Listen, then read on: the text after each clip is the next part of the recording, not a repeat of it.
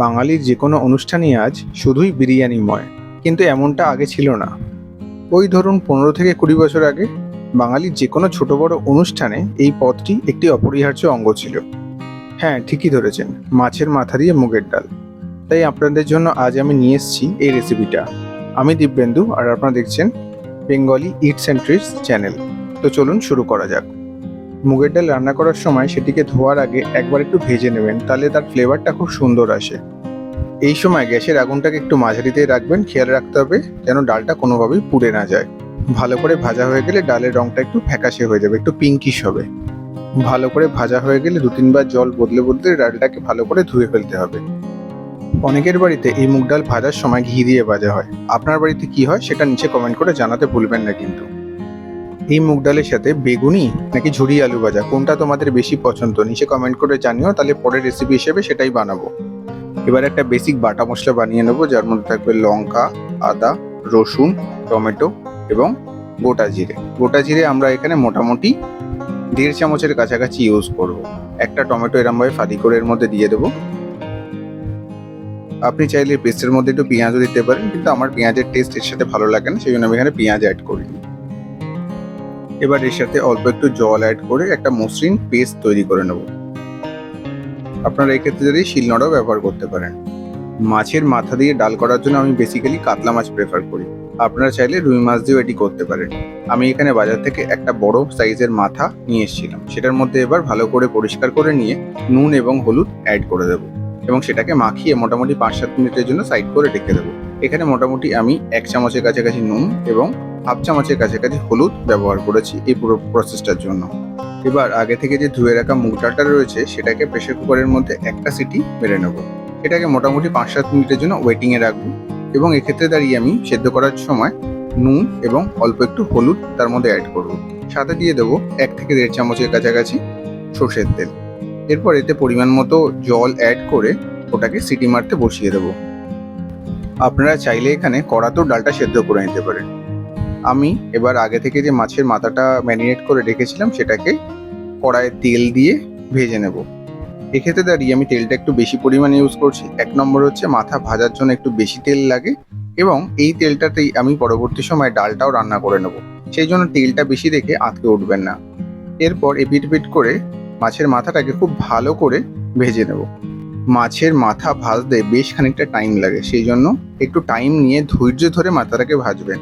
না হলে মাথাটা যদি কাঁচা থেকে যায় তাহলে সেক্ষেত্রে দাঁড়িয়ে পুরো টেস্টটাই মাটি হয়ে যাবে। দেখছেন কি সুন্দর আমাদের ডাল সেদ্ধ হয়ে গেছে। ডালের মধ্যে পরিমাণ মতো আমরা এখানে জল অ্যাড করেছিলাম যাতে বেশি তেল না করে সেদ্ধ করার সময়।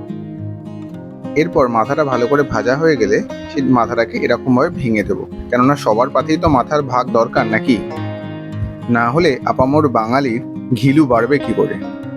দাদু বলতো প্রতি গ্রাসে নাকি মুড়ো খেলে কোনোদিনও বুড়ো হয় না, সেই জন্য আমার বাড়িতে সবার মাথা খাওয়ার দায়িত্ব আমারই।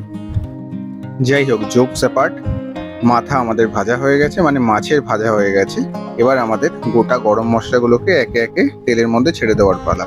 এর মধ্যে আমরা তেজপাতা, গোটা এলাচ, দারচিনি, লবঙ্গ এবং শুকনো লঙ্কা দিয়ে দেবো ফোড়ন দেওয়ার জন্য।